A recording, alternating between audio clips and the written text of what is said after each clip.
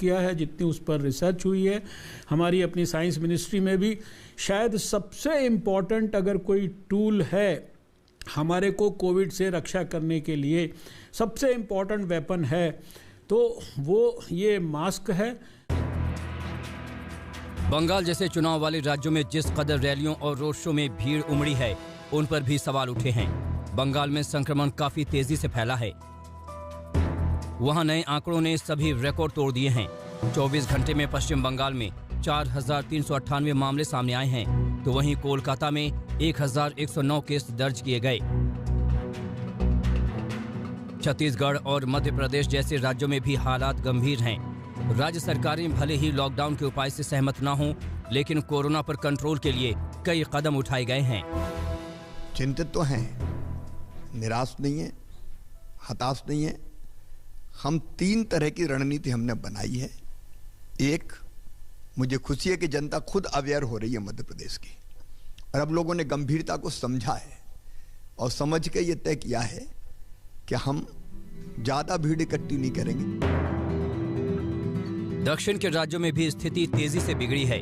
ऐसे में प्रधानमंत्री मोदी का जोर है कि ज्यादा से ज्यादा टेस्ट किए जाएं, ताकि वायरस के चेन को तोड़ा जा सके। पीएम भी साफ कर चुके हैं कि देश में लॉकडाउन की जरूरत नहीं, नाइट कर्फ्यू प्रभावी है। कोलकाता से अनुपम मिश्रा और भोपाल से रवीश पाल सिंह के साथ जितेंद्र बहादुर सिंह, दिल्ली आज तक।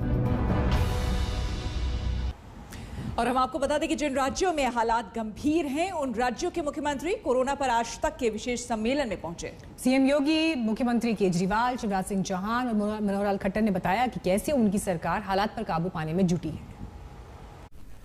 देखिए, हम लोगों को जब देश के अंदर लॉकडाउन की आवश्यकता थी, उस समय लॉकडाउन आवश्यक था।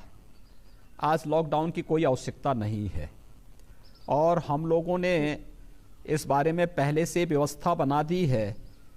पहले दिन से ही हम लोगों ने व्यवस्था कर दी कि जहां 500 से ज़्यादा एक्टिव केस जिस जनपद में हो, या जिस जनपद में 100 पॉजिटिव केस पर डे आ रहे हैं, वहां पर आप नाइट कर्फ्यू लगाइए, यानी कोरोना कर्फ्यू।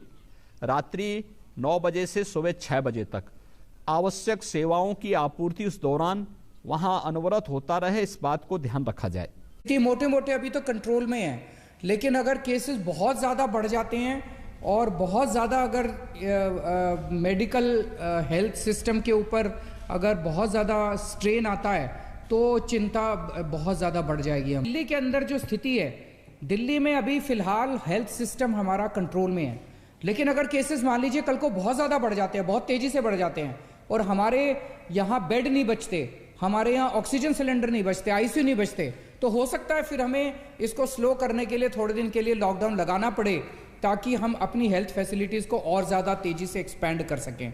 लेकिन लॉकडाउन जो है कोरोना का समाधान नहीं। दूसरी पीक आई है, पीक कहिए, लहर कहिए, जिसमें तेजी से हमारे सक्रिय प्रकरण बढ़ रहे हैं, और पिछले समय जो पीक आई थी उसको बहुत पहले हम पीछे छोड़ चुके हैं।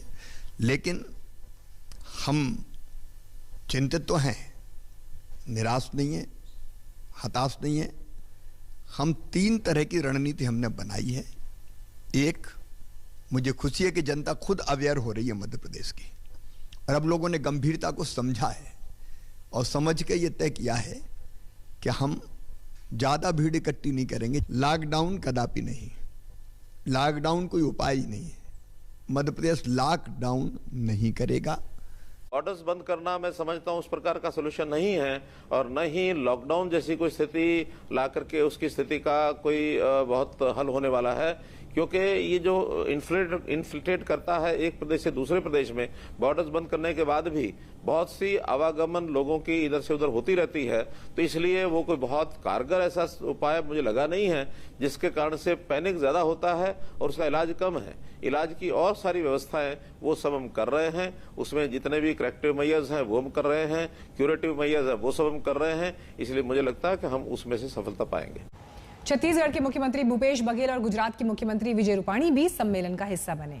आपको बता दें, ज्यादातर मुख्यमंत्री इस बात से सहमत दिखे कि लॉकडाउन समस्या का समाधान नहीं है। पिछले साल जो पीक में अगस्त सितंबर महीने जो पीक था, उसमें लगभग 3800 हमारे एक दिन में अधिकतम रहा है। अब वो लगभग 10,000 को छू रहा है। ये बड़ी चिंताजनक बात है और इसलिए लगभग हमने 207 कंटेनमेंट जोन घोषित किया हुआ है। अब 144 धारा तो लगा ही हुआ है पूरे प्रदेश भर में। उसके अलावा अब दुर्ग है, रायपुर है, बेमेतरा जिले में हमने लॉकडाउन भी घोषित किया है क्योंकि इन्हीं शहरों में ये संख्या बढ़ी है।